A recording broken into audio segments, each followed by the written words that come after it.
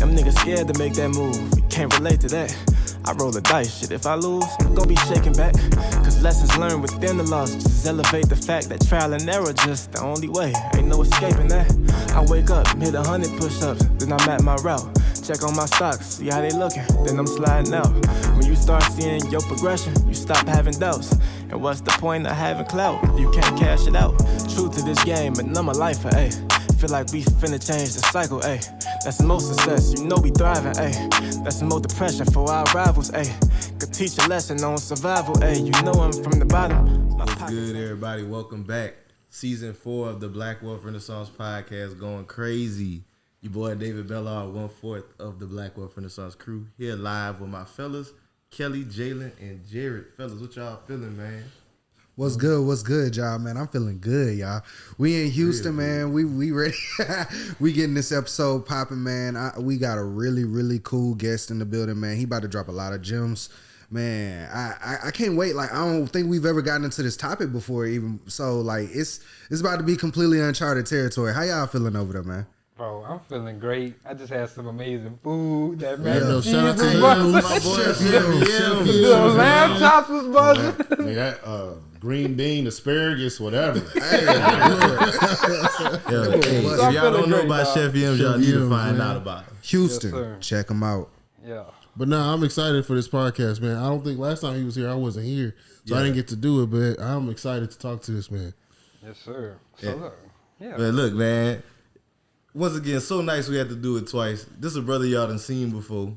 I know you done seen him on YouTube, right? Definitely seen him on Over YouTube. 100 million views on YouTube, a million streams on Spotify. Come on. And running like the most fire music, education, influencer business on this motherfucking planet. My boy Dorian Clark of Dorian Group 82, man. How you doing, man? Doing good, man. Appreciate it. That was a hell of an intro. I don't think I've had that. Need to have you write my Wikipedia. That was legit. Appreciate that, dog. Oh, man, you know we fucks with you, bro. Like, real talk. man, you didn't pull up on us in Miami. They don't even know about that. Yeah. We ain't gonna get too much into it. But Good bro, times. I want to say thank you, like they said, for coming on. And just for anybody who didn't listen to your previous episode, or they might have not seen your content floating around, just give us a short synopsis. Who is Dorian Clark? Who is Dorian Clark? That question has changed. That question hasn't changed, but the answer has changed so much especially since the last time we talked.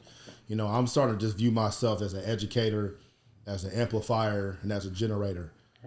There's a lot of information out here in this creator, metaverse, economy, whatever, and a lot of that information is geared towards people that don't look like us nor talk like us. So I understand that that's my role now, to find that information and bring it back home. That's the education piece. The amplifier, I know how to make things bigger. I'm just me. I'm from Indianapolis, Indiana, built like a football player, wanted to be a basketball player, coached a little bit, trained some dudes that went to the NBA, but basketball just was not in the cards for me.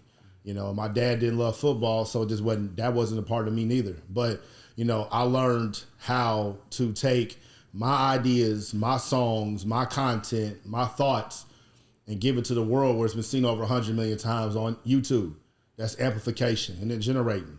It's all about money, man. I generate money. When everything I do is making me some money somehow, some way. I'm talking to y'all right now, and I got stocks, I got crypto, I got content. Something is making me money right now. So educate, amplify, generate. That's who I am now. Hey, Wow, I love it. It's some heavy shit. Hey, I got a question though. I know you said the crypto making money. My shit getting beat up right now. This is cool. I'm just buying Perfect buying. Thank you. This is cool. See, this is why it's so dope that we get so many people that are putting their money into the markets now. It's like, this is a part of it. It's going to drop. But you got to hold on. Do not sell it. And look at where it is now versus where it was 3 years ago. I bet it's higher. I bet it's higher. So just hold on to it, man. You're getting things at a discount right now. Everything is on sale. So go buy. I'm not a financial advisor. I'm not liable. But as soon as this podcast is over, I'm literally buying more crypto today. So you gotta love them dips, man. Buy the dip. Got to. That's facts. Yeah. Man, so Dorian, I know you mentioned the content, right? That's one of the things you're the most known for. when it comes to YouTube and building like a successful YouTube page, what would you say would be like the number one thing? Like, because you've been doing streaming. People would think it's an overnight success thing. On our last episode, Periscope. You started on Periscope in what, 2013? 2015 when it dropped. Yeah. And like, it's years of work that went into this. What was it like building and maintaining that? It's crazy now. I'm thinking about starting. It was May 2015. Periscope dropped March 2015. Consistency. That's it. Like that's it. If you're consistent, that means that you have discipline. That means you're going to figure things out. Because if you're consistent, that means that you are someone who wants to achieve great things. And when you're consistently working on something, if something's not working, since you want to achieve great things, you're going to make the adjustment naturally because you're doing this every single day. Who wants to do the wrong thing every single day? I don't. I want to do the right thing that's going to make me some money and have me feel good about what I'm doing. So when you're consistent, it just develops so many good habits that no matter what platform that you're on is going to transfer. Like I started off on Periscope. That was a straight live app. Wasn't no posts, wasn't no edited videos. You on there, go time. Wasn't no filters. Wasn't none of that. There's a whole nother web 2 that y'all don't even know about. You know, if you were born in 2005, whatever, y'all don't know nothing. But so with that, like I really had to learn how to hold an audience. I had to learn how to make things entertaining, how to deal with trolls. And since I learned on Periscope, I was able to transfer to Instagram, to YouTube, to everything else. But it was because I posted every single day. So consistency. If you're not going to be consistent, you're going to get wiped out here. Because people like me, I'm consistent. Y'all are consistent. So if I'm consistently posting 5 times a day and you're inconsistently posting once a week, how will you ever catch me? You won't. No. It's the reason why I was able to dominate the music marketing YouTube space the way that I was. I wasn't trying to take nobody out. They just wasn't posting. And I was. And now I got 100 million views. And you type in anything music marketing, most of my videos are probably going to pop up. You know, consistency. Whatever platform, keep posting every single day and everything else will work out. How do you come up with so much content to post every single day? That's, you know, that's 2-part for me too. Like it used to be so simple for me because like you have conversations with people every day. So all you do is just document the conversations or whatever instead of acting like you're talking to your homeboys, just talk to the camera. Whatever conversation you would have with your friends, just talk to the camera. But also too, like I learned that I have more of a creative mind. You know, like I see the world, I see conversations just all the time. I see things other people might not see. I'm able to articulate it and piece it together. But the most foolproof way that I would say is whatever niche that you're in. So let's say you're in the financial niche and you want to start a financial YouTube channel. You need to go to the heavy hitters in the financial YouTube channel space and see their top videos. So I would immediately go to Graham Stephan's page and I would go to most popular and I will look at his videos that are absolutely banging. And then that is your foundation for that audience and that content. You know, use him as a template to build your entire content portfolio. Now that you have the template, it's just like anything. Yes, you taught me how to shoot my jump shot, coach, but, you know, I want to put my elbow out a little bit more. That works for me. Reggie Miller bumped his hands together. You know what I'm saying? Like, once you develop your form, now it's proprietary to you. So use these top YouTubers. Like, if you want to do music marketing now, go to my channel, Dorian Group A2. Become a music marketing influencer. Go to my channel, take my top videos, use that as your structure, and then now you got your formula to, you know, have some success. And I'm glad you, just said that, because a lot of people feel like, I can't give people the sauce, they're going to steal it from me. But they can't never do what you're going to do. No. And then the next thing I want to kind of like ask you is, how do you get the wherewithal to remain consistent? Because we produce content too, and I'm gonna be honest with you, like the past 2-3 months, my nigga, we ain't been putting out as much. Like it gets to a point where it's just like, bro, this shit get draining. Yeah, you know, delegating. You got to know where your strengths and weaknesses are. I don't know how to edit videos first. I don't. Have I edited videos and upload them? Yes. Have some done nothing? Yeah. Have some got millions of views? Yeah, you know, but I cannot sit down at an iMac with Adobe Premiere Pro or Final Cut Pro and know what to do. I have no idea. But there are people that do know how to do that. And with early YouTube channels, this is a way for them to get experience as editors and for you to get free content. Every intern we've ever had at Group 82 whether you went on to become a salaried employee like some of our people are now, or I got rid of your ass after an hour of you being there. Like, I appreciate y'all. Bro, they have been the foundation for Group 82 and everything that we do. I cannot deplore business owners enough. If you do not take anything from this interview, do this. Please, if you have an LLC, post internships, whether it's on Indeed, whether it's through a community college, somewhere. People need that credit. They need the work experience. They want to be inside of an infrastructure where they can prove that they can do this job so it can become a paid position. And now, since your company is so early or your channel is so early, the mistakes can happen. Y'all getting 4 views a video. It doesn't matter. So let the mistakes happen, and you can see what you like and what you don't like. You learn how to manage a team. You learn how to pump out content. Like, y'all can go to my page, go to my Instagram, and just scroll down. Scroll down to 2018. Go look at the videos. They're fucking terrible. They were awful. We had no idea what we were doing. Like, the audio was terrible. Like, everything was terrible. Was the branding on point? The branding was kind of on point. My ducks, my small, but it wasn't like my logo wasn't up there and all that. But I didn't care because it was free. I'm putting out content that's marketing my business. I wasn't trying to be no Instagrammer. I wasn't trying to be no YouTuber.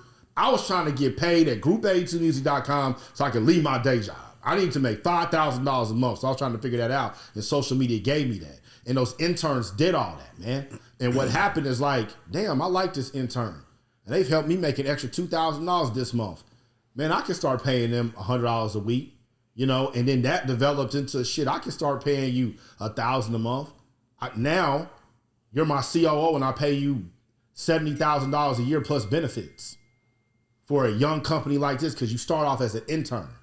You know, so it's invaluable to have those interns, and they will help you with so many things, not just editing, graphic design, content ideas, how to post. Now you are getting other people's social media algorithms too. We all had those meetings. All my interns were younger than me. They were in college. They the ones tell me about TikTok. They're the ones that tell me which songs are popping. They the ones that tell me which words work. That's my secret sauce. I'm giving it to y'all because y'all ain't better than us. So go get your own goddamn interns. I'm telling you, they're going to change the game for you.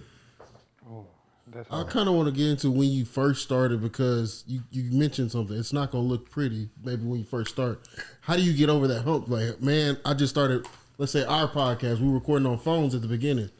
It wasn't the audio we wanted, That shit was but goddamn, we started. Yeah. Right? How do you get over like, damn, that's not what I wanted, but goddamn it, I started. How old are you? I am 25. 25. So let's say average male, you said you had sex first time you was 16, so that was 9 years ago. So you 9 years into this stroke game. Okay. Is your stroke game better now at 25 than it was at 16? Yes, sir. It did. Okay, but did that stop you from getting what you wanted at 16? No, it did not. Okay. That's a perfect fucking analogy. And there you have it. Dog. I'm fucking weak, dog. Yo. But appreciate the sauce with the interns because we literally were just having that conversation earlier last week about the listing it on LinkedIn, Indeed. Like, people are looking for these opportunities, just providing that infrastructure and that place for them to come and execute. Yep. And they need it. And they get college credit. And if they get college credit, now the school holds them accountable. You ain't got to do shit. All you got to do at the end is sign a document, and you might got to rate them number 1 through 5 if they deserve an A. Man, like, you know. So, like, what can you talk to the people about, like, what does that process look like? Like, am I just going to, like, a school and hitting up a dean and being like, hey, like, I need some students? Man, most of these schools have career centers. They got career development centers. And, you know, a big part of their metrics for these career development centers is getting their kids internships, their students, because that's great marketing. You know, you come to our school, we got you an internship with Nike, and now this person's the VP of the NBA or something like that. They can sell you the whole dream, the college bullshit. So the way you can take advantage of their college bullshit is you can be the company that gets the intern, right? So hit up these career development centers, and then on Indeed, you can put an internship on Indeed. No one's stopping you from doing that. As long as you have an LLC, it doesn't matter. You know, you could put one on Craigslist. Now, you know, you got to understand. there's going to be a certain type of demographic, you know, like the content Certain you post type of on people YouTube and Instagram is going to be different than content that you post on Pornhub, you know. So the interns you're going to get from college, from Indeed, is going to be different than ones you get from Craigslist. But you ain't got no money and your company's not doing much and you need help. So, you know, beggars can't be choosy. That's very true. That's facts.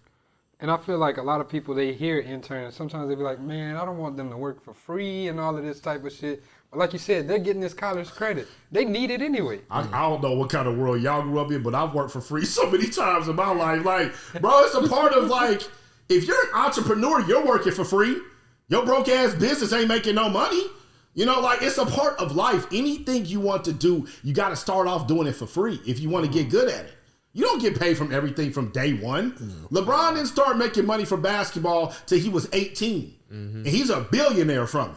He wasn't getting paid when he was 10, 11 years old. Like, who do you think you are that you deserve to get paid when you can't prove that your videos or your graphics is going to make our channel some money? Where the fuck's the money going to come from? Now I got to go get a job. What's the point of me having your ass if I got to get a job to pay you to get the content? No. Yeah, nigga, I am not about to work. Exactly. Like everybody has worked for free in some capacity. Some of y'all work for free at y'all church every single Sunday. And they've been finessing y'all for years. They gave you nothing but a plaque. Like, you can have some interns at your business. That's funny, dog. You made a great point about entrepreneurship, though, that once again, I think has been really misconstrued in the past few years. A lot of people think that becoming an entrepreneur or starting a business is like the gateway ticket just to becoming, you know, that millionaire, billionaire. Yeah. But they don't know that a lot of entrepreneurs ain't making a lot of money, dog. No. They not. Like, and I'll be 100% honest with us. Like, even with BWR, we not fucking millionaires or nothing like that. Never claimed it. Like, dog, we made some money from this bitch, but profit versus net, it's still completely different. It's for real. Like, have y'all heard of Dude Perfect? Yes. Yeah, you know, they're one of the most popular YouTube channels ever. Yeah. They got like 50 million subscribers. Really? I was listening to one of their podcast interviews, amazing interview. I'm not gonna shout the podcast, but it was an amazing interview. And it's 5 of them. And you know, they have 10 billion views. And they have deals with like the NBA and the NFL and GMC, and you know, they have 50 million subscribers. They have a world tour. You know, they have like offices like this. Dude Perfect. They have Nerf guns. They have turned into... All they do was like trick shots. Trick shots. That's all they do. That's all they did. Basketball trick shots, football trick shots, golf shots, like drop basketballs out of airplanes. It's what they do. You know, little boys ages 5 to 15 know Dude Perfect. Like, that is their thing. And they're on that podcast. They're at the peak of their prime, of their fame. And they said that they make around $30 million a year. That's it. It's 5 of them. That's $6 million a year before taxes. And they got all that. You know, so social media can make it seem like if someone is everywhere, that they got a lot of money. But if you an 80s baby, 90s kid, or maybe a little bit later, you remember Real World, Roll Rules. They were the most popular people in our age group, ages 18 to 25. If you were on Real World, you were a fucking superstar. And they were broke as fuck. And that's what content creators are right now, or even like digital entrepreneurs. It's like you gotta find other ways to get your money. If you think it's gonna just come from YouTube or from sponsorships or just some courses or just some music, it's not. You gotta have your hand in every bucket. And that's why content is so important, because content allows you to hit all those buckets with one piece. Right? You get paid from the content. You can advertise. Go follow me on Patreon. You can advertise your course. You can advertise your ebook. You can send people to, you know, some special VIP event that you're going to have. Content allows you to do that. It has affiliate links inside of it too. Anybody clicks those affiliate links, you get paid. If it's good content, evergreen content, people going to watch it forever. So now you get paid forever, and that's forever money. So if you are a digital entrepreneur, you got to focus on the content. Because if you think you about to make money, what's the 2022? If you think 5 years from now, 2027, you can be making the same way, you can be making money the same way you're making it now, you're out of your fucking mind. You're out of your mind. Like, think about how we was making money in 2017. That's not where I get my money from now. Nope. No. Thanks. So I kind of want to talk about the YouTube money. Let's be real. So You said you had 100 million views. 100 million views. 100 million. Yep. What is the YouTube money from that? I posted that video last night. Mm-hmm. We have made $90,000 specifically from YouTube for 100 million views. And the reason being is because long form views pay a lot more than short form views. Mm-hmm. I had about 17 million long form views before I started making short form videos. And from those 17 million long form views, I had about $80,000, right? It is at 100 million, so that's 83 million views later, and we've made like $9,000 since then because they're just not putting ads on short form videos. And on top of that too, you know, YouTube is a search engine first, and it's owned by the biggest search engine in the world, which is Google. They want everything to go through search. They are going to incentivize search. So if someone types in a keyword or a search term and your video pops up, that's when YouTube's going to pay you the most because you are rewarding people for using that search feature. And if your video is good and it makes people stay on YouTube longer, which is the number one thing that they look at on YouTube is session time, that's going to make them reward you and push your video up higher. Shorts doesn't do that. Mm-hmm. We watch shorts, we just scroll.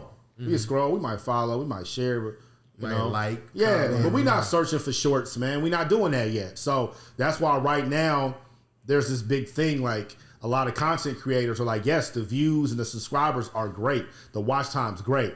But if these were long form views, man, I probably would have made $3-4 million. So why do the shorts then? Because of the brand amplification. I'm a educator, an amplifier, and I'm a generator. When I'm making business decisions, I'm looking at that. Am I going to educate? Am I going to amplify? Am I going to generate? 100 million views, that's amplification like a motherfucker. Right. And I ain't have to pay for that at all. I got paid to do that. Mm-hmm. I got paid $90,000 for my brand to be seen 100 million times. That's a Super Bowl commercial. And how much would I have had to pay for that? I would have had to pay a couple of million. So that's how we got to use our social medias, man. Like, I ain't in love with none of these shits. Shout out YouTube, Facebook, Instagram, TikTok. Y'all have changed my life. But damn it, we know 10 years from now it's probably going to be something else. You damn right. And my ass going to be on there. I don't give a fuck what it is. You know what I'm saying? As long as it ain't, you know, some crazy porn shit or something. But, like, that's where we're going. That's where the metaverse is actually going. Like, who knows how we going to be doing podcasts 10 years from now. In the metaverse, everybody sitting down in the virtual house. Yeah. Exactly. Watching this motherfucker. Exactly. And, like, we probably be able to see everybody's faces and they can ask questions and come to the front. Like, things change so fast. Man, I got time to fall in love with these social media platforms. I'll follow their rules because they put me in front of my audience better than any other marketing tool that exists. When y'all find me a better marketing tool than social media, let me know. And I'll start complaining about how much they paying. So you kind of talking about their rules. We kind of spoke off camera about it. The YouTube's algorithm, maybe even Instagram's algorithm. How do you change your videos or change your style based on their algorithm? Yeah. And that's how do you even keep up with those? Yeah. Like it goes back to what I said. You know, YouTube is a search engine. Everything has to go through search. Make your video searchable. You know, if I put a video out like, you know, this is going to be great for him. So this is Ash Cash. And on the back of his book, it says Mind Right, Money Right. Right? If you have a video that says Mind Right, Money Right, that's a title. Ain't nobody searching that. But if you have a video that says how to find financial freedom, how to get financial freedom, 10 laws of financial freedom, people might actually be searching for that term. They're at least searching for financial freedom. And because they're searching for financial freedom, you have it in your title, you have it in your thumbnail, you have it in the description, you have it in the metadata with the tags, you have it some other places I'm not going to tell y'all until I put inside my YouTube course. That's coming soon. Sauce, though. But, all the sauce. And you're talking about it, you're saying financial freedom throughout the video. YouTube is looking at all of that.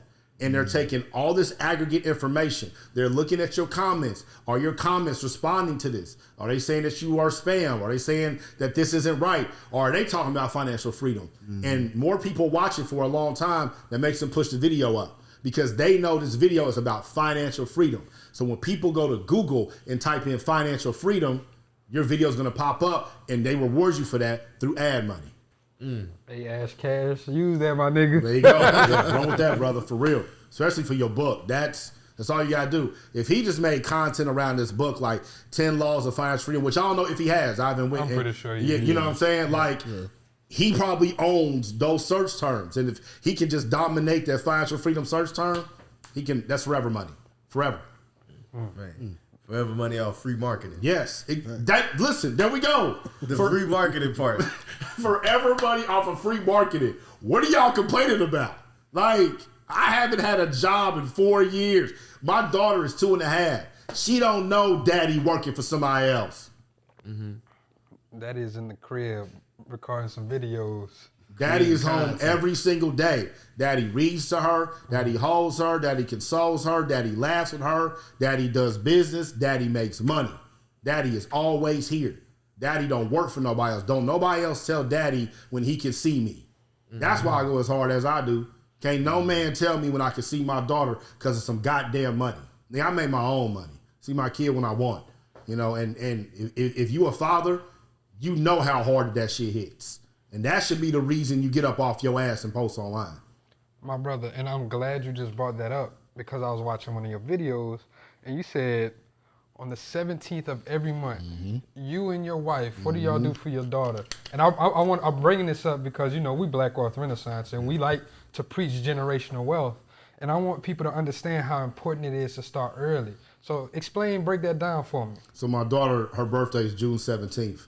And so on the 17th of every single month, me and my lady, we put a minimum of at least $500 into her portfolio, whether it's stocks or, or something else. And we do it through Stockpile. And we have a really good month. You know, daddy feeling good. Daddy might drop like $2,000-$3,000 in there. But, you know, when early on, when we were first starting, we was only putting like $25-$50 in there. But this is going into index funds. This is going into Apple stock. This is going into monthly dividend stocks, and I'm going to give y'all one. Once again, I'm not a financial advisor. This is what I do with my baby and my money. Everything else is up to you. PSEC, you know, it's trading for about $8 a share, and it pays a monthly dividend. And that dividend is damn near like 60, 70 cents. You know, and my daughter just 2 days ago, like they send an email every single month, my daughter got a dividend from just PSEC, just this one stock, that month of $80. Damn. 80 times 12, if we round that up, that's $1,000 in a year. Damn. She's 2. When she's 18, that's going to be $16,000 with no compound interest, with no inflation, with no nothing. And if we don't add any more money, she will get $16,000 just from that one stock's dividends. What could I have done with $16,000 when I was 18? That was my tuition at IU my first year. And that's just her one stock, not her Apple and her VO. No. My baby's going to be a millionaire. She ain't got to worry about money. You know, so every single month on the 17th, and man, we be texting like, damn, it's the 16th shit. Because it's like another record. But every time that I buy it, I feel so good. And like, I take her to the computer and I show her and what she got and what her returns were. Right now, everything's down, but we don't sell right now. This is when we go buy more. So this is my philosophy. Parents, on the birth date of your child every single month, even if it's $1.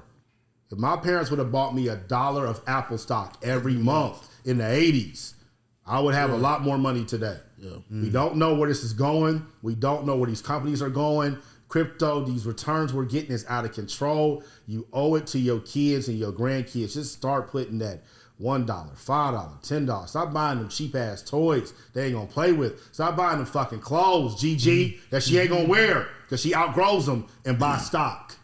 Buy it, please.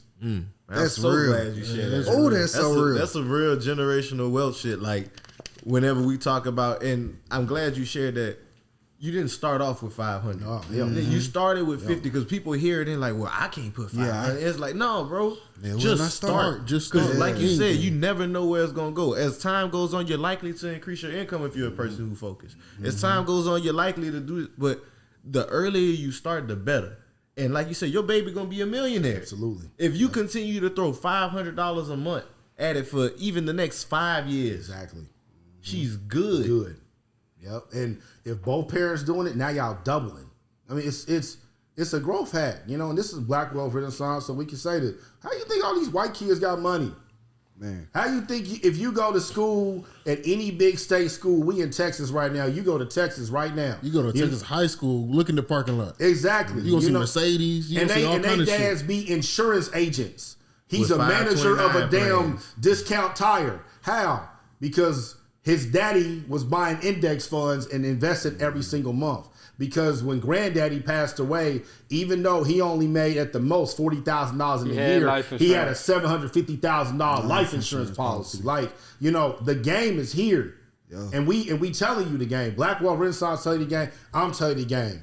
Master Investors telling you the game. Earn Your Leisure telling you the game. Millionaire Mindset Xavier's telling you the game. People's out here, Wall Street Trappers telling you the game. You know, David Shan's telling you the game. Ash Cash telling you the game. There's no excuse. B. Simone. Y'all have seen her become a millionaire. Facts. We're telling you the game. It's just a matter if you're going to apply the information now. And we got to apply. Kevin Hart has been telling the goddamn game. Facts. Niggas don't be listening. Right. Every time he has a deep interview, he gives the game on where he is and how we got there. He's broken down his whole social media strategy. I've done a video on it. He's broken down his whole wealth building strategy. I've done a video on it. Like, let people who's making this content feed you the information that you need and use that to provide a better life for your family. Man. What you got, Jeff? Nah, man, because you probably gonna go into a question. Mine just really quick. I just appreciate the fact that you highlighted the small, insignificant in the long run shit that people be buying, especially for kids. Yeah. Like the clothes that they gonna outgrow fast as fuck, the toys that they not gonna care about, like all the different little stupid stuff that is gonna be insignificant in the long run. You could be taking that same money and putting incremental small amounts, because people always act like, oh man, I gotta have enough money to buy the whole stock or to buy a whole share. No, you don't.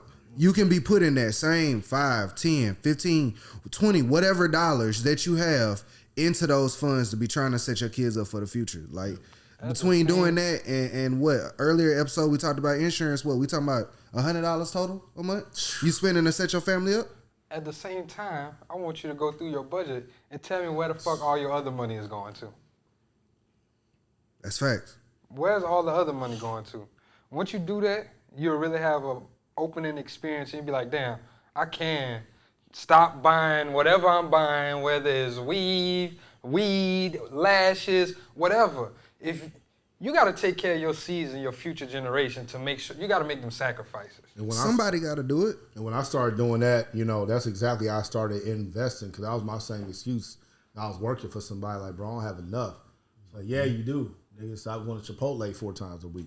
You know, like, and it's the same thing with my time. Like, I didn't have enough time. Yeah, you do. Like, how many times do you need to watch LeBron James play basketball? You've seen this man play basketball a lot. You know he's good. You can miss this game in January on a Tuesday night. You catch the highlights. Yeah, like you would spend that 2 hours working on your shit. Like, you know, like I don't like social media. Well, what was I clicking? What was I watching? I was watching bullshit. You know, I'm clicking bullshit. When I started watching stuff that made me get my mind right and my money right, like my mind got right and my money got right. You know what I'm saying? Shout out to Ash Cash. But it's just like, you know, you got to do self-audits. You got to take responsibility, especially in our community. Like, these folks don't care about us, Democrats or Republicans. Moderates don't matter. They don't care about us, man. They never going to care about us because there's no reason to care about us because they can get rich off of us. We got to take care of ourselves, man. The entire American ecosystem has been set up. There are rules that you got to play if you want to live in this country. If you don't like the rules, y'all gonna hate me saying this, go to another country. But if you want to play here, you got to play by our rules. Compared to other countries, our rules are pretty okay. And there's one rule in this country that no matter what, where you come from, sex, gender, race, whatever, if you know how to make money, they gonna let you make money. You're damn right. They gonna let you make money and keep as much of it as you want. But you got to know how to make it. And this is the black... Y'all, it's dope that y'all call Black Wealth Renaissance because that's what we're in right now. That's what we live in. Like, this literally like this is digital entrepreneurship is going to set us up bigger than rappers and the NBA ever has. Ever has. I 100% believe that. We're seeing it happen in real time. The guy from TikTok, with Kabi, The smile the smile dude. Yeah. that says nothing. Yeah. He's worth like $2 million now. I saw that. Yeah. Like this age is gonna just, like you said, you're allowing content creators to come forward. You're allowing people to really, and the free exchange of information is really what I think is defining the renaissance. Like the fact that it's so free out there and so many people, powerful examples are doing it, that all you literally have to do is take the action and you can start seeing progress. I think, there's a future president amongst us. One of these digital entrepreneurs is going to be like the future president of the United States. I don't know who it is, but I think that's how powerful content creation and the money that's behind it is. Like this education space, it's wide open, man. You know what? I can't not give gems, man. It's just who I am. I ain't even got started on there yet. So if this episode gonna drop, y'all might beat me to the punch. We always talk about that Spotify don't pay nothing, which for artists, get your music out there, but it don't really pay a lot. We would love to get a penny a stream, which would be great. Skillshare. You dropping the sauce. Skillshare. It's an online course platform. And it is set up like Spotify, but for courses. And they are paying 5 cents per minute watched. There are people y'all have never heard of talking about music marketing, how to do podcasts, YouTube, digital marketing, business, how to edit videos, that have 600 followers on Instagram. And I know for a fact they're making $30,000, $40,000 a month because they got 8 Skillshare courses. And when you go look at them Skillshare courses, they're not that hard to create. Each section of the course is like 3 to 7 minutes. And you put like 8 sections together, it's like 56 minutes. If you make content, it ain't hard to get 56 minutes to teach some shit. And when you go through and you search, the amount of faces that look like us is slim to none. Not only do they need our content creators, they need our audience. That's why everybody pushing all this pro-black bullshit. Okay, not saying that pro-black shit is bullshit, but it's bullshit to them. Because the only reason that they're talking about we accept black people and all that, and colors are welcome, is because of money. They want our money. That's it. That's all they want. And so we know that now. This is information we all know. The only reason y'all say y'all support all these black causes is because you want the black dollar. Okay, let's take advantage of it. Exactly. Facts. And so if you are a course creator, content creator, you need to be looking into Skillshare. And Skillshare has its own audience. They got their own algorithm. Yeah. That's all I'm going to give you. I got one more question on Skillshare. So, could we take an existing course and just upload that bit to it? Hey, man, they got all the rules of what you need to do on the website. He said that's all I can do. You got to go to the website and do what you got to do. Bet. But Dorian, man, I did want to ask another thing to you. Black Friday, man. You went crazy, man. Oh man, that was I tried to get emotional thinking about that shit, man. That was amazing. How was Black Friday, man? The Super Bowl for entrepreneurs, as you call it. And this is the first time I'm ever gonna say this. I hope that she don't get mad, but she deserves that. So November came, and when November came, my lead video editor he left, and we still have a great relationship. Shout out to Alex. I was just talking to him yesterday. We have a great relationship, and he left and went to another company to do some other stuff. I was like, okay, cool. And at that time, everybody basically had left Group 82 because they had either graduated or the internships was over, or I was like, damn, it's just me. And then my lady, her name is Rhiannon, and she's always been behind the scenes, and she's always helped. And there was times where she didn't help with Group 82 at all, but there's the times where she's really had to help. And so since everybody was gone, man. And, I was tired, man. I was posting so much. I was exhausted. I was like, you know what? Black Friday is coming around. We can do something let's have a sale, but I'm not going all for it. And usually when her and I are planning something like that, I'm usually very meticulous, and it needs to look like this. Let's have it like that. It's a lot of back and forth. I just trusted her. I said, you know what to do. You've been making some money. We make a couple $1,000, cool, whatever. And, Black Friday 2018, I think I made, I put the tweet, I can't remember. I think I made like $1,000. Black Friday 2019, I think I made $8,000. Black Friday 2020, I made $10,000. Black Friday this year, I made $101,000. Come on, man. And let's go. But you know the most beautiful thing about that? It was me and my lady. That's beautiful. That's lit. And you know, and when like as the sales kept coming in, man, like I can't lie, we cried. Like we cried together with our daughter right there. And it's just like we didn't need nobody else, just us. And it was just such a beautiful moment for our family. You know, my daughter's account really got a lot of money in. That was one of the months I threw a little extra in there. Yeah, me and her, we love Roof Cribs. We went there, popped some bottles, did the whole nigga shit. I love it. And then, you know, we went and we started thinking about where we wanted to invest the money and where we wanted to put the money inside of the business. But you know what that really did? It showed me that I've been reading this book called Rocket Fuel. I read it twice. And it's about aligning visionaries with integrators. And not to go too deep into detail, but basically, if you know the story of Apple, Steve Jobs is a visionary and Woz is the integrator, essentially. Yeah. And so every partnership's like that. You know, and being a content creator, what I do, like I'm a visionary. Nothing at Group 82 moves unless I have to push it. Not I say it, I have to literally push it. And when you push so much, it becomes exhausting. And, you know, that weekend solidified that, you know, I've been searching for the integrator. My integrators are right here. Like, you know, and the thing about us, this for any couples that want to go into business together, you know, we didn't want business to be the source of an argument. Because if I argue with an employee or I have a friction with an employee, it is 100% strictly business. When you have a business friction with your partner, you know, that can spill over. You know, and that's, and we have a daughter, and, you know, and that's, you know, you got to think about that. You really, is it worth it? Because we can make money doing other stuff. So why do we need to make money together if it's going to make us argue?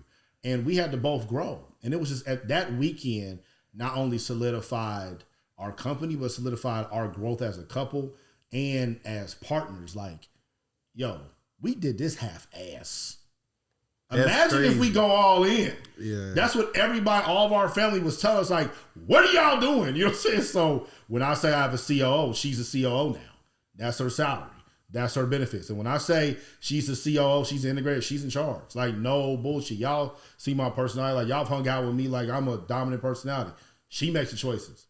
She hires, she fires, she say we ain't doing some shit, we ain't doing it.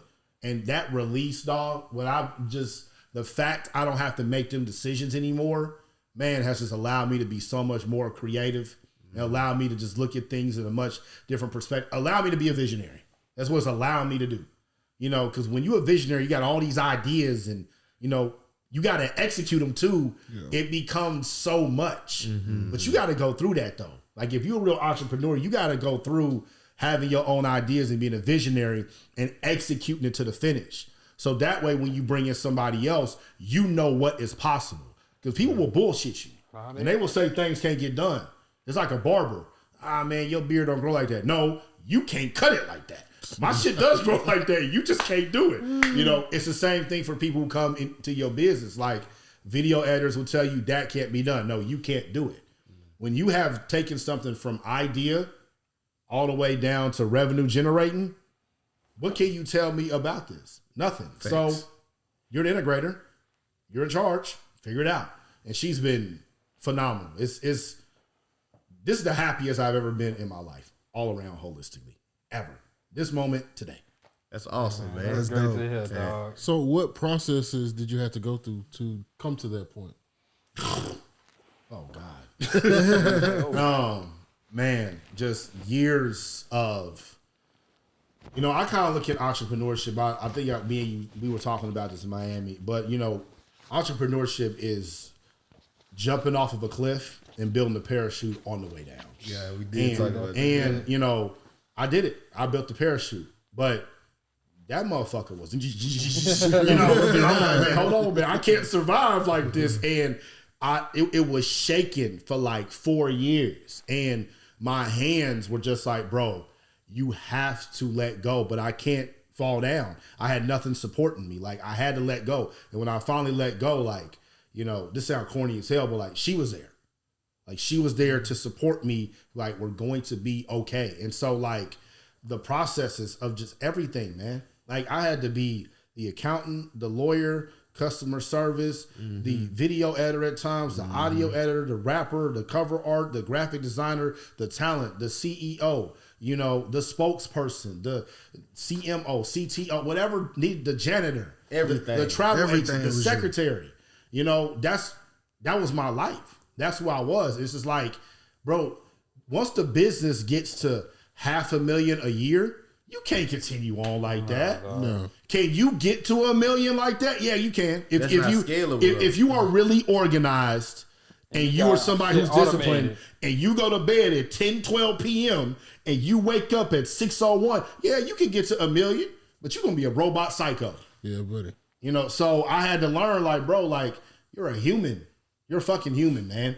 Like, be a human. No, you're not going to get 1 million views on every post. You're not going to make, you know, thousands of dollars every day. There's days, most days, I don't make no money.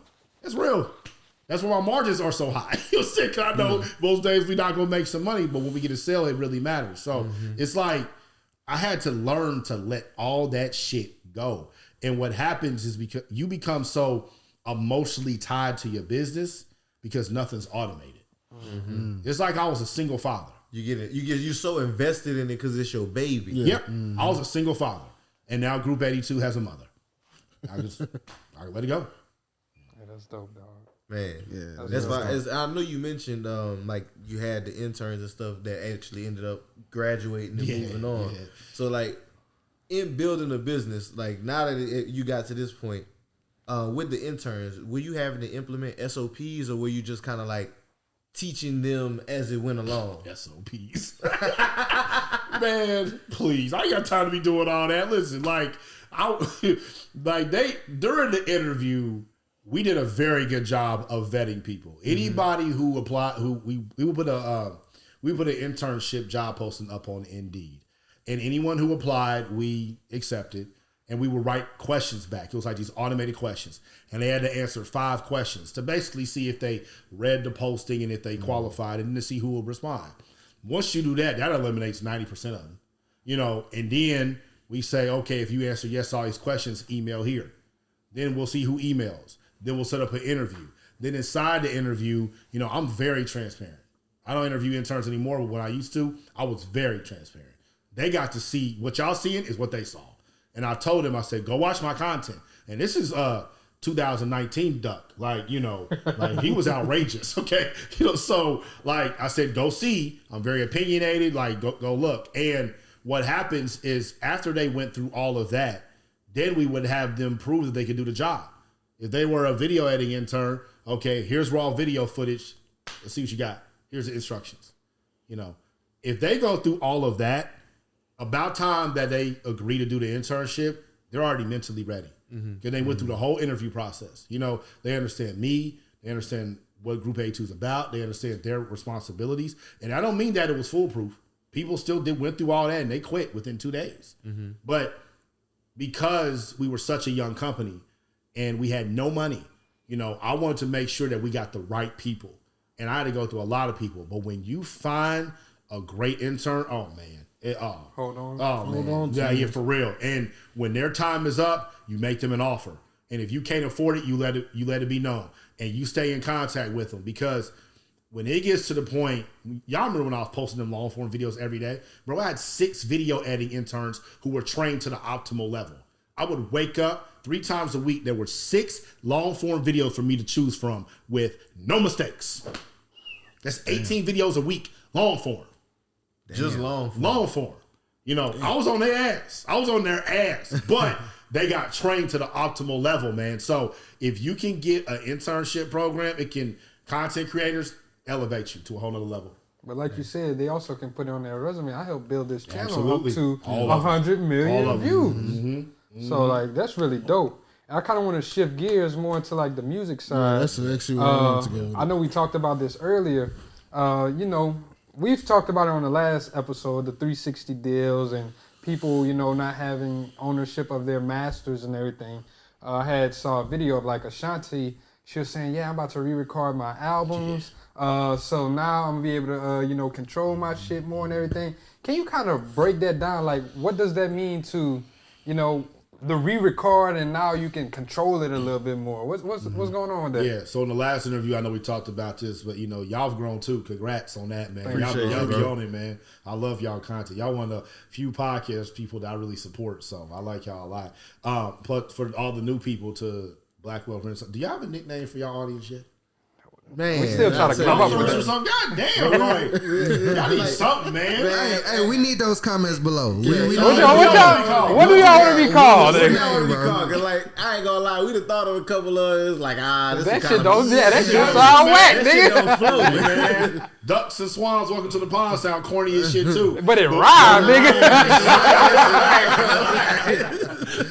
That shit kinda hard. Let me come swimming that motherfucker. Great segue into music. But so going back in that interview, I know I talked about it a little bit, but the reason that masters were called masters is because there was one copy back in the day when you made a song. Like for all the young folks, people actually had to go to a studio and there was no computers. It was actual like tape. That's why it's called tape. And it was something physical that you could damage. And you only had one copy to get it right. When the copy got right, that was called the master. Anything that got duplicated off the master was called the slaves. Oh, so that racist shit again. This is why. So that's why they're called masters. And for the longest, it was like the masters would stay in the vault because there was no digital clouds, there was no digital files, none of that. As technology caught up, the music industry went through a transition. So everybody was like, yo, you need to own your masters, own your masters, own your masters. That was during the pre-streaming era. You probably did need to own your masters. It's still good to own them today. But what you need to own is your publishing. The masters is the actual recording, the physical. Well, everything's digital now. The publishing is the idea. That's been around forever. So if you own the publishing, you own your work. You own your songs, and you can do whatever you want with it. That's what happened with Ashanti. Because she wrote everything, she owned the publishing. Because Taylor Swift wrote everything, she owns the publishing. Because DMX wrote everything, he owned the publishing. So if I own the publishing, I can take all these words and I can put them over whatever music that I want to. Well, it just happens to sound like the other music. Well, you own that one master's copy. I can make my own slaves, and I'm the artist. It's a new master. Yeah, exactly. That's what it is. It's the new master. That's what Taylor Swift did. All she did was tell them, she told her audience, wherever the hell that they're called, the billions of them, don't listen to that one no more. Listen to this one. That's the one that I own. And they all did it. And she didn't lose a dime. She probably made more. I didn't even know because that. she wrote. She owns the publishing. So any artist, hold on to your masters. But if it's some reason you got to give it up, cool. You hold on to that publishing. And go watch my videos on Dorian Group 82 on YouTube. Sir Mix-a-Lot really breaks down why he owned his publishing. So Sir Mix-a-Lot, Dorian Group 82, he gives all types of scenarios where he got money because he owned his publishing. And had he not, that shit would have went to the label like 15, 20 years after the fact. So always hold on to that. So that kind of falls into that play with like Lil Wayne selling his masters. Yeah. I think who else? Pharrell just everybody. Yeah. And you can sell your publishing too. I don't know if they did. Yeah. Damn, but that's kind of a finesse on the crew. Yeah, bitch, you can have it. You can have that one. I'm just gonna go ahead and record this over here again. And the problem before, the reason artists didn't do that is because recording costs so much and marketing. You can record it, but how you gonna get on the radio? How you gonna get on MTV? But now you ain't gotta worry about it. Worry You about got it. fucking Instagram on your phone. Just throw that shit out there. Yep. So speaking of that, so new artists that are coming into the game and they want to market themselves or they want to put their song out, what is the best way for them to do that? That's such a broad question. It's like, if I start a business today, what's the best way to market my business? Well, it matters the kind of business that you got. But I think the foundation, we all know is social media. But that's that's a broad term now too. Yeah. Well, you go to YouTube. Well, that's a broad term too. Well, you go to Graham Stephan's finance channels. Okay, well, what do you do? That's why classes are important. Because they take you down that funnel a lot faster. So for new artists, man, like, what do you want to be known for? What do you want to be known for? Do you want to be known as a great lyricist? You want to be known as somebody that makes twerk music? Do you want to be known as a true artist? Do you want to be known as all of that? Do you want to be a massive star like Drake? Do you just want to be able to tour and hit 1,000 max venues? What are your goals? Realistic goals that match your effort. What work ethic do you have to put towards these goals? And then once you do that, study people's careers, man. Study people's careers. And then you need to use social media to make your money for you. You ain't gonna make no money for your music. It's not gonna happen. You know, the music business has been set up and fortified. Y'all know what that means? Look it up. Fortified to squeeze everything and just leave the drops for the artist. And it's always gonna be like that. Even if you own your publishing and you own your masters, it's still gonna be like that. Content is not like that. Marketing is not like that. And because you make music and everybody needs music for their content, that needs to be your focus. Like, what videos do I want my songs to be used in? Because they're using songs in videos. It's not just dance videos. That's a stupid ass mentality. You know, y'all still think TikTok is dance videos. No. You're a fucking idiot. TikTok is short YouTube, is what it is. And it's taking over. And we really need to pay attention to it. You need to have some sort of presence on there. So it's just like, what kind of videos do I want this to be used in? Do I want to be dance videos? Do I want to be comedy videos? Do I want to be finance videos? Do I want to be reaction videos? Do I want to be motivational videos, right?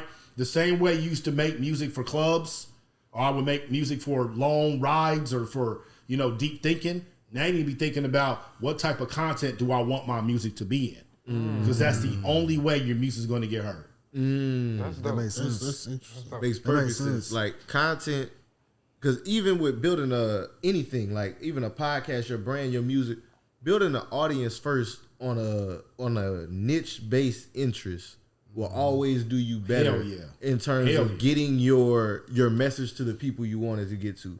Because like you said, all the dudes that's commenting under fucking the hottest artist shit on Say Cheese or whatever, nobody gonna listen to your music, bro. Man. I think, and kind of going into that, we was talking about Duke Deuce earlier. Yeah, I think he's a perfect example of that, right? Like him crumping in the damn weight room, whatever. He's creating content on that, and he's putting his music out there. Over it.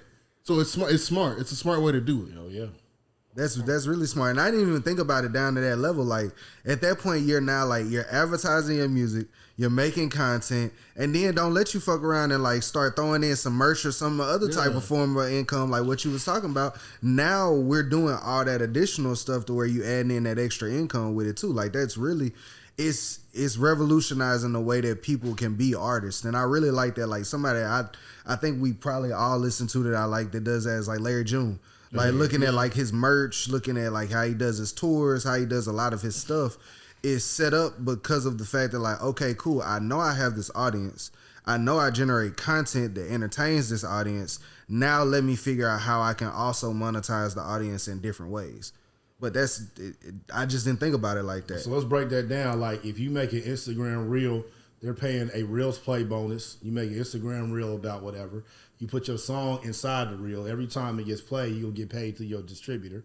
You put a link in your description that's selling something, you'll get paid off of that. And if the video does well, it's going to build your audience.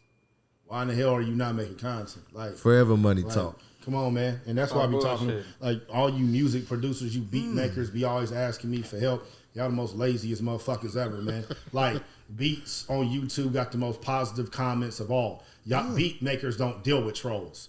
And y'all ain't even got to show y'all face. Y'all can be the ugliest, most pimple face, most cowardly motherfucker on earth. And you can just crank out beats non-stop. And all you got to do is upload them to YouTube, put them through your distributor, set up a beat store, and people are going to buy them and you're going to make money forever. Like, it's an ignorant mentality. I don't understand. I really don't. That's fair. Now, that's crazy, too, because I ain't even think about it on that level. Like, people always complaining about like ways to advertise their music or get their stuff out there. Like you literally social media, the great equalizer. You have that right there. Like you could just get some people on TikTok to go over doing your stuff. Like man, you know everything. And people always ask me like, "Yo, bro, how do I get beats to you?" You know how to get beats to me? Go to YouTube and name it Dorian type beat. Cardi B's up. Cardi B's up. God damn, be giving y'all to me, James. Cardi B's up. I bought that beat off of YouTube 2 months before she dropped the song. Same fucking producer. Soon as I heard it, my homeboy sent it to me. He was like, yo, Cardi B's new song's dope. As soon as I heard it, I'm like, yo, that's the intro to that beat. I went and listened to it. I'm like, damn. And I saw the views go up. 24 hours later, he took it down. Because that was the actual beat. Like, if Cardi B's doing it and is making her millions and millions of dollars off her music, why the hell aren't you? I'm telling you, YouTube producers and artists, like, that's where everybody is going to get their music. I don't know why y'all be thinking we live in this secret world. I don't know why y'all be thinking like blue checks are in like a different world or artists are in a different world or like Jay-Z isn't looking at the same Instagram we are. Yeah, he is. Everybody looking at the same shit. You know, so if you want to be algorithm. Exactly. If you want to be seen, just put as much content as you can in front of the places where you know all the eyes are. Like just study, going back to what we were saying earlier about auditing your own behavior. We spend so much time on social media. Everybody does. We all checking our phones. So you need to be making content for them to look at your shit too. And if you're an artist, especially if you're a producer, it's easy. It's never been easier to make money from the music business. Ever. As an independent artist. Ever. Man, that's a bar. I have one last thing I want to ask you about with the music industry, and that's the whole NFT thing with music, man. How you feel this whole NFT space is going to affect the landscape of the music industry with ownership, right? Because I know you brought up how the traditional music system is set up for them to basically squeeze every penny out. NFTs are presented as like this opportunity for a change in that. What's your opinion on that, man? Man, you know, I don't know if I said this in y'all interview, but I know I've said it privately. When things get too loud, I get quiet. NFTs are loud as fuck right now. It's like ridiculously loud. You know, everybody's talking about it. Facebook and what they just do in Twitter, they're now making their profile pics, NFTs. It's like, man, that shit is we need to let the mid-90s.com right before the boom was about to happen. We need to let this shit ride out, man, especially black people. Like, you know, NFTs is just really crazy right now. So for artists, there is value there because what NFTs essentially are is a way for a brand to connect at a deeper level with a fan. You know, like I said this on my live yesterday, but, you know, in 97, 98, I was in 8th grade. And, you know, I lived in Indianapolis, Indiana. And at that time, you know, I had never seen anything like No Limit Records. Like, they were literally getting a CD inside of our middle school every single month for that entire year, sometimes twice a month. You know, this is physical copies. It's not digital. You know, and when we would open up the CD and, you know, because back then we would open up the CD, look at the booklet, hope the lyrics is in there, some pictures or something. You know, we would always see what was coming next with No Limit. And he had it planned out for like the next 8 albums. And for that entire year, we kept seeing MP The Last Don. Every single album. Mercedes album, C Murder's album, Silk's album, Mystical's album, Fiend's album, Mr. Servo's album, Mia X album. Every single one of them in there said MP The Last Don's coming. And it just kept moving up. Right. And so it came out that June. This is Master P, MP The Last Don. There had never been up to that point in my life an album I had seen get promoted better. And so when the album came out, I was like, yo, I got to go buy this shit. You know, that was whack. But I had to go buy this shit. And when I got it, you know, I felt like I had been seeing it in print for so long to actually have a physical copy. I was like, damn. I felt like I had just bought a piece of stock in No Limit. Because he had promoted it so much. Now, imagine if Master P knew that I bought that. Imagine if Master P knew that, you know, who I was and he could identify that. Imagine if he could send me messages through that. Imagine if his next album that came out after that, he said, hey, MP The Last Don is now about to mutate into my next album. Imagine if me having that album whenever he came to Indianapolis for a show, I could show him I have MP The Last Don, I could walk inside. Imagine, you know, if I'm here in Houston, I see him in some business setting, I show him that, he's like, oh, you a super fan, come up. That's what NFTs are, man. That's all it is. It's a way for brands to connect with their fans at a much deeper level. You know, and I wasn't even that big of a Master P fan. But imagine someone was a bigger Master P fan. And it's 6 years later, I said, bro, I got MP The Last Time. You got one of the originals? Yeah, bro. One of the physicals. Yeah. Damn. I'll buy it from you. Yeah. How much? 3 ETH. That's what we're in. If you don't have a brand, you don't have no fans, You can't do shit with NFTs. Leave it the fuck alone. If you want to invest and look on the backside, you want to do all that? Okay, cool. But it's too much. It's too loud. It's too much going on. There's too many other ways to make money. The whole technology, blockchain, to see who's buying what and having a connection with the fans, that ain't going nowhere. No. But this hype, this media, man, shit. They talk about that more than they talk about when people test positive for the thing we can't talk about. Hell yeah. But Dorian, man, we definitely want to say thank you, and we're going to move into the last section. What's one of your personal finance tips that you would like to leave the audience with that you live by? Personal finance tips that I live by. That one with my daughter is like really big. Yeah, that's major. That's major, man. And for me, man, like, this is I know me, and I have a lot of tendencies that I got to keep in line. If I start thinking I got too much money, I start doing dumb shit. So what I do in my business checking, I keep it under a certain amount to make me feel like I'm always broke. So when I say I'm broke, that's what I'll be saying. I keep under a certain amount where it's feel like, oh shit, we need to get some sales. So the money might be in the market, might be in crypto, might be my daughter shit, might be investor shit, might be in savings. I don't know. But that checking, the one that I get the email about, like, damn, we ain't got shit. Like, so I feel like you need to know who you are as a financial person, because that's a maturity that a lot of us don't have. Because when you've been broke your whole life, you don't know what to mature into once you get money.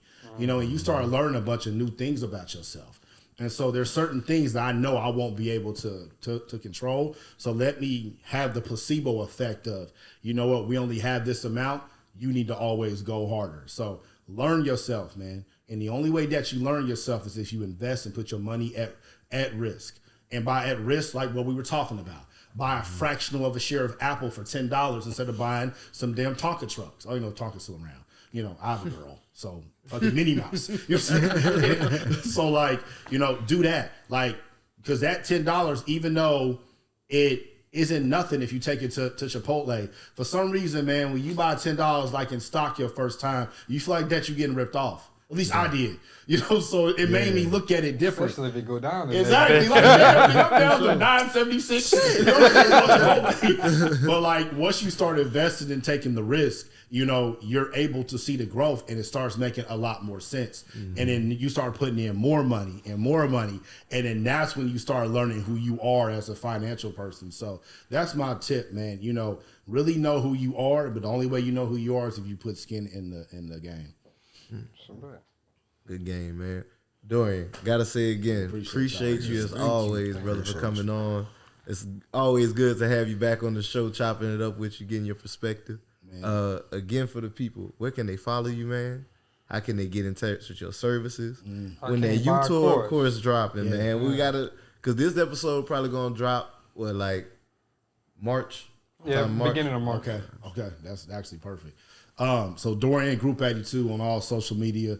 Group82university.com. That's where all of our courses. We got a course right now, how to market your music on social media. So any artist try to chart #1 on iTunes, get millions of streams. I put my Instagram strategy in there, YouTube strategy, my live streaming strategy, just basically how to build an audience, how to find your audience for your music. Go to group82university.com. That course right now is 51% off, and it's segmented. So if you want to buy like individual courses or classes or topics, like you can do that too. So group82university.com, go get that. My YouTube course, I'm writing that right now. It's going to be really, really good. So that's going to drop probably Q1. I'm going to drop an Instagram course in Q2. I'm going to drop a TikTok course in Q3. I'm not going to say what I'm going to drop with that because that's something really personal. And then Q4, we have some other things that we're going to do that's going to help you out too. But, this year, man, Group 82 is like really expanding out. Digital marketing, content marketing, social media marketing, really giving finance tips from a perspective that's very shallow.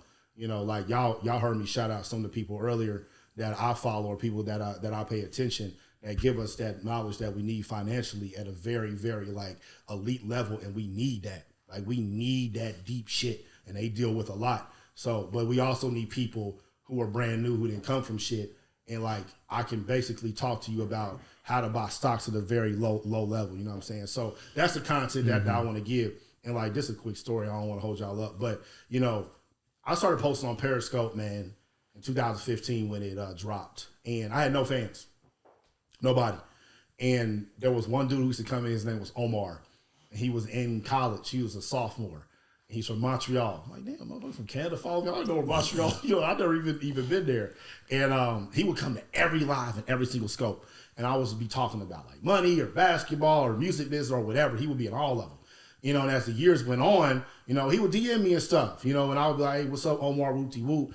And then it was like this ongoing joke, like in the pond, because it felt like this nigga was in college for like 8 years. Like he just wouldn't fucking graduate. So it got to the point he would start coming into the lives once the audience got bigger. Like, okay, here go Omar's Ferris Bueller ass who can't graduate. So it became like this whole thing.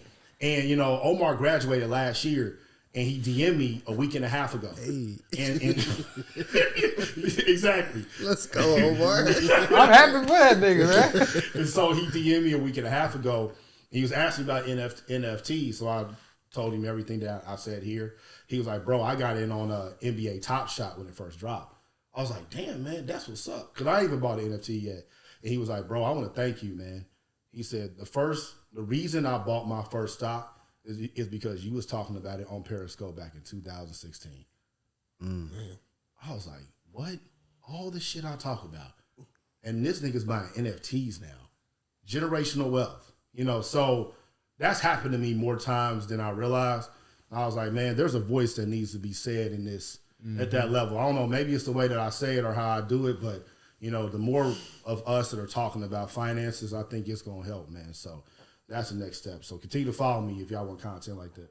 Man, creating impact as a part of this Black Wolf Renaissance. Love it, man.